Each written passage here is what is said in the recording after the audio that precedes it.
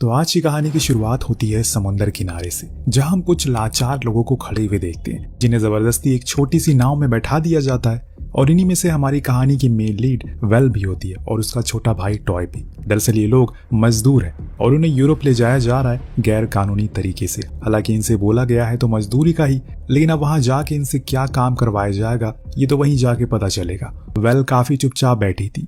इससे पहले उसने इतना लंबा सफर कभी नहीं किया और उसका भाई भी साथ में था तो उसे भी काफी फिक्र थी। लेकिन वहां बैठे और लोग एक दूसरे से काफी बात करते हैं क्योंकि उन लोगों के लिए यूरोप जाना बहुत बड़ी चीज थी। ऐसा ही करते करते सब एक दूसरे से अच्छे से जानने लगते हैं। धीरे धीरे करके ये लोग समुद्र को पार कर रहे होते हैं कि तभी इनकी बोट का इंजन बंद हो जाता है और ये देखकर सब लोग घबरा जाते हैं। अब क्या होगा? इस बीच समुद्र में कोई और इनकी मदद करने के लिए भी नहीं आएगा। जैक जो कि इनका इंचार्ज था वो इंजन को स्टार्ट करने की बार बार कोशिश करता है लेकिन कोई फायदा नहीं होता, इसीलिए थक कर वो भी बैठ गया। इन चीजों को देखकर हर किसी के अंदर अलग अलग कहानियां जन्म लेना शुरू करती है। जैसे कि वहां शोर बढ़ने लगता है और इससे तंग आकर जैक ने उन्हें बंदूक दिखाते हुए कहा कि अगर किसी ने अब एक चूं तक की तो वो उसे गोली मार देगा। समुद्र से शांत अब बोट के ऊपर का माहौल हो चुका है, पर यह तूफान से पहले आने वाली शांति थी। और ऐसा इसलिए मैं क्यों कह रहा हूं, क्योंकि कुछ ही देर के बाद समुद्र अचानक करवटें लेना शुरू कर देता है। ऊंची ऊंची लहरों ने इनका जीना हराम कर डाला है। कुछ लोग तो बोट से नीचे गिर गए, फिर कभी ऊपर नहीं आए, यहाँ तक कि बोट भी पलट गई। एक समय पे तो चीखें थी, पुकारे थी, पर कोई देख ही नहीं पा रहा था। सुबह हुई तो बोट न जाने कहाँ आकर खड़ी हो गई।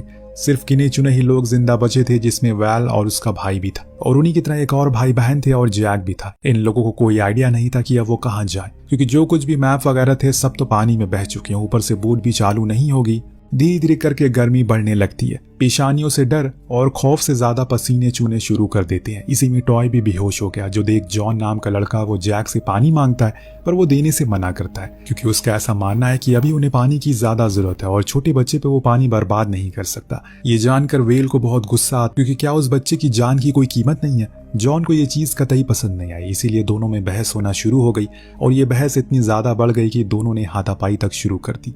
लेकिन अंत में सभी ने उन्हें अलग किया और समझाया अभी ये सब करने का कोई मतलब नहीं है।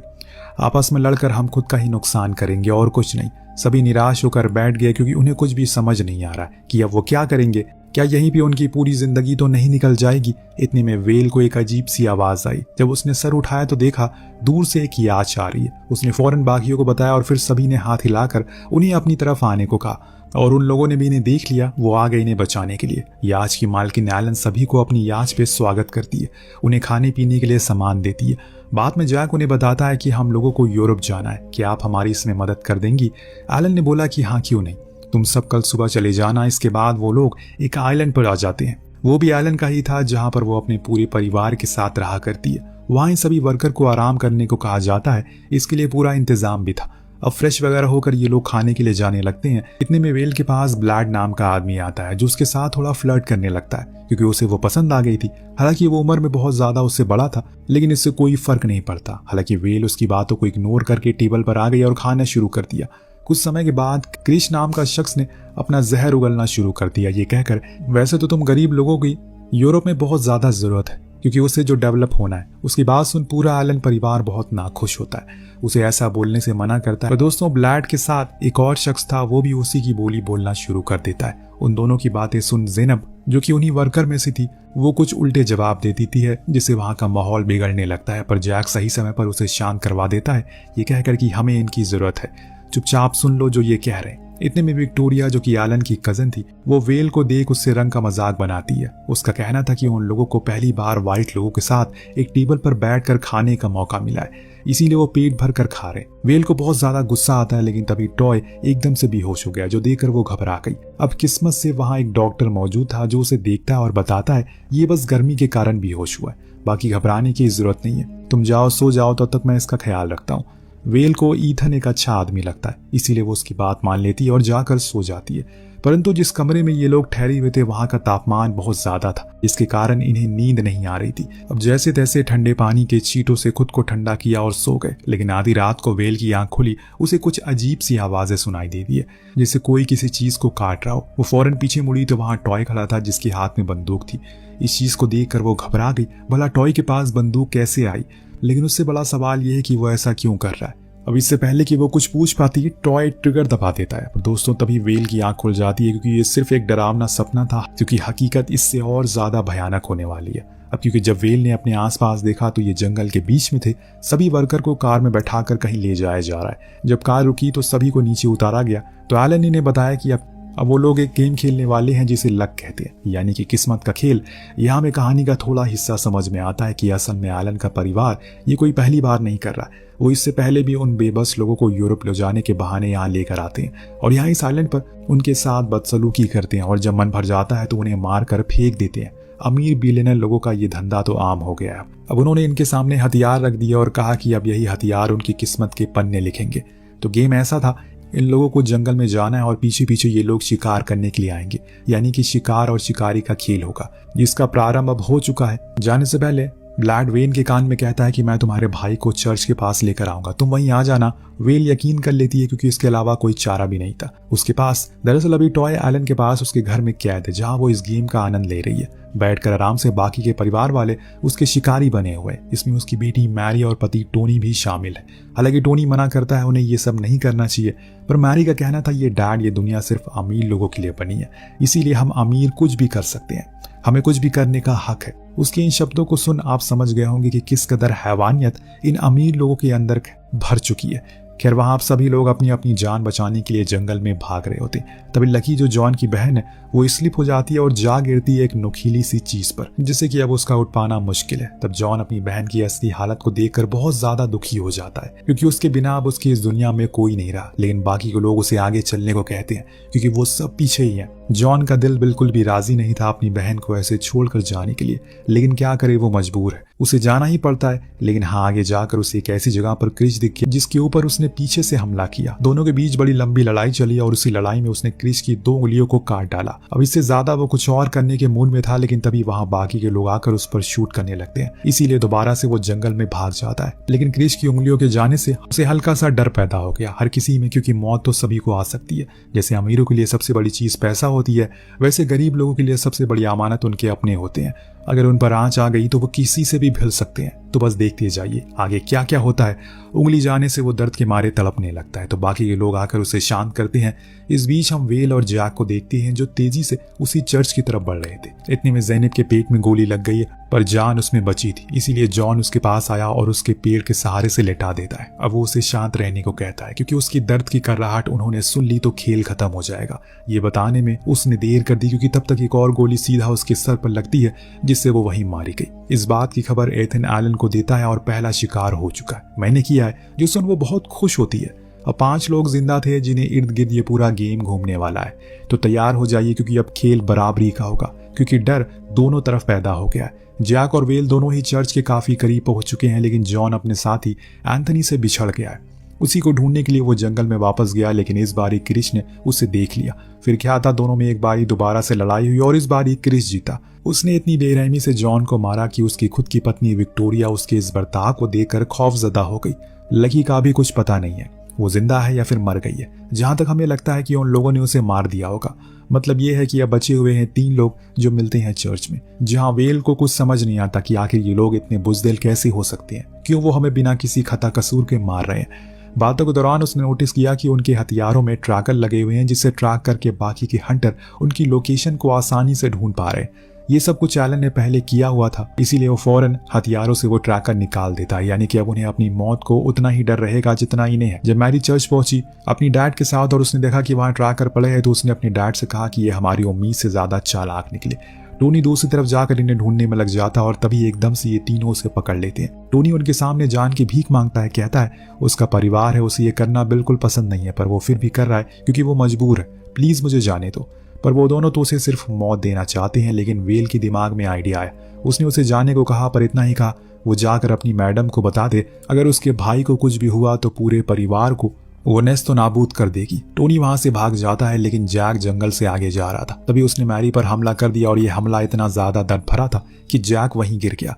एक तो वो पहले से ही इतना घायल था और अब तो मैरी भी उसे बहुत ज्यादा दर्द देती है। हालांकि दोनों में लड़ाई काफी समय तक चली, लेकिन मैरी के पास बंदूक थी तो उसने उसका फायदा उठाया और वहीं सीने में सारी गोलियां उतार दी। अब बचे हैं सिर्फ 2 लोग। एलन ने सभी से कहा कि उन्हें काफी समय हो गया हंटिंग करते हुए, उनके लिए खाने का सामान वगैरह लेकर आ रही है। बीच वाले दोबारा से उसी चर्च में चली गई जहां अचानक उसे एंथनी दिख गया, जिसने बताया कि जैक को भी उन्होंने मार दिया।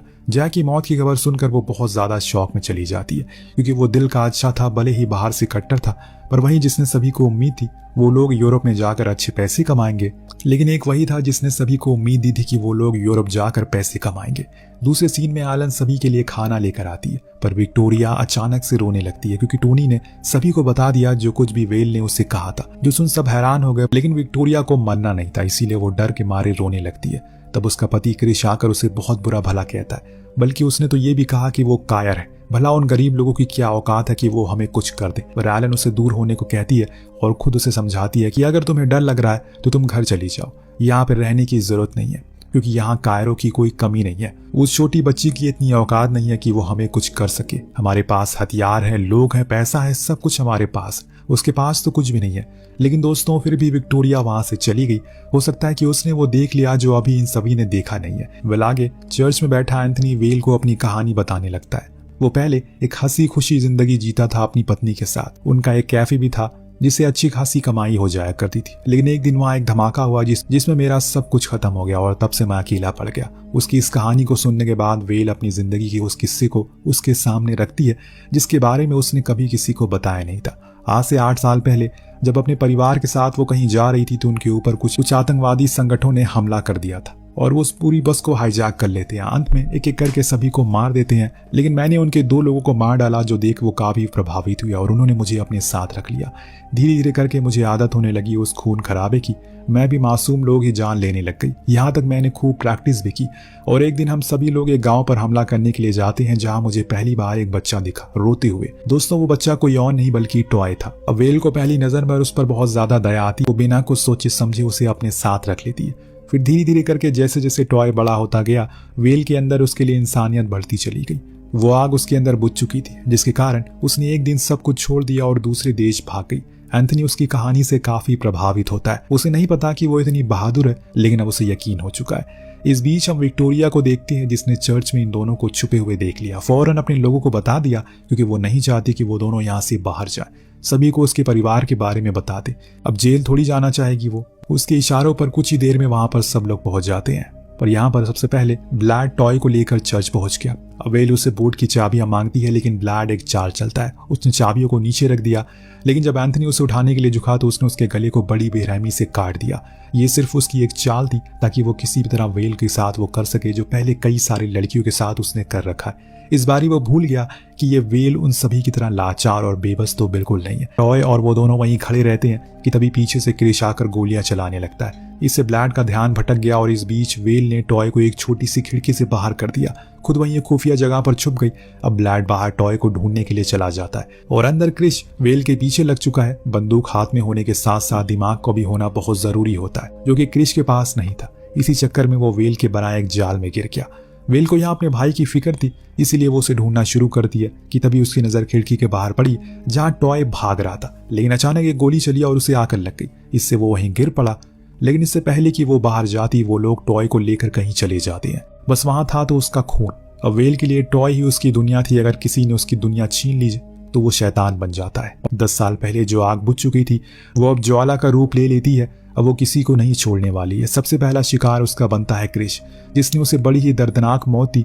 फिर वो बाहर गई और वहां आराम से कार के अंदर एसी चलाकर विक्टोरिया सो रही थी। लेकिन जब उसने करवट ली तो उसकी मौत खड़ी थी, जिससे वो सॉरी कहती है, लेकिन अब तो सिर्फ खून बहेगा। वेल ने अपनी पूरी मैगजीन उस पर खत्म कर दी। फिर उसी कार में रखे हथियार को अपने पास रख लिया और निकल पड़ी आगे शिकार के लिए। बड़ी देर छानबीन के बावजूद उनके हाथ कुछ नहीं लगा। ऊपर से अंधेरा भी हो गया। इस बीच कहीं से ऊपर तीर चलती है जो उसके सीने के आर पार घुस जाती है, जिसके कुछ देर बाद वो बेहोश हो गई। जब उसकी आंखें खुली तो उसने खुद को टेबल से बंधा हुआ पाया। सामने खड़ा था ईथन, जो उस पर किसी तरह का एक्सपेरिमेंट करने वाला था, और बाकियों के परिवार वाले बाहर बैठकर आराम से डिनर का लुत्फ उठा रहे थे। हालांकि उनके अंदर डर था क्योंकि आज पहले गेम में उनके लोग मारे गए थे। लेकिन इस गेम को भुलाने के लिए एलन सभी के सामने टॉय को लेकर जाती है। जी हाँ, वो अभी जिंदा है और वो ही इन लोगों की खुशी का कारण बनेगा। उसके साथ वो सब कुछ करेगा जो उनका मन कहेगा। लेकिन इससे पहले वो उसके साथ लुका छुपी खेलेंगे, जिसमें पहले टॉय घर में छुपेगा, फिर मैरी और टोनी उसे ढूंढ बाहर। ब्लैड एलन से कहता है कि इस बारी तो मेरी जान हलक में आ गई थी क्योंकि मैंने ऐसा कुछ पहले कभी नहीं देखा था। लेकिन एलन कहती है जब खेल इतना खतरनाक हो तो लोग तो मरेंगे, पर मजा भी आना चाहिए, जिसके लिए मैं कुछ भी करने को राजी हूँ। इस बीच वेल खुद को आजाद कर देती है। जी हाँ, उसने एथन के सर के आर पार उस तीर को कर दिया और अब वो आजाद हो चुकी है। यानी कि लुका छिपी अब और ज्यादा मजेदार होने वाली है। दबे पांव के साथ वेल लैब से बाहर आती है और सबसे पहले उसे दिख जाता है टोनी, जो पानी पी रहा था। ये उसकी आखिरी घूंट बन जाती है क्योंकि वेल ने उसके सर को ही धड़ से अलग कर दिया। अब जब एलन ने खून की बूंदें देखी किचन के बाहर तो अंदर आ गई और उसने जब अपने पति के सर कटी लाश को देखा तो जिंदगी में पहली बार उसे समझ आया कि डर का मतलब क्या होता है। जब डर लगता है तो कैसा महसूस होता है। उसने फौरन बाकियों को इस बारे में बता दिया कि अभी वेल जिंदा है और अब वो इसी घर में है, तो अब तीनों ही उसे ढूंढना शुरू कर। लेकिन उनसे ज्यादा तलाश वेल को उनकी थी। वो पहले से घात लगाए बैठी थी। मैरी जो कि पूल साइड थी, उसे वेल ने अंदर ही खींच लिया और वहीं मार डाला। तो वहीं उसकी माँ अब टॉय के पीछे लग चुकी है। उसे पता चल गया है कि वो अगर इसे मार देगी तो वो खुद ब खुद मर जाएगी। लेकिन ये काम इतना आसान नहीं होता, क्योंकि टॉय के मारने से पहले वो उसके सामने आकर खड़ी हो गई। दोनों में बड़ी देर तक लड़ाई चली, लेकिन अंत में जीत वेल की हुई। उसने उसे बड़ी दर्दनाक मौत दी, जो कि औरों को वो देती हुई आ रही अभी तक।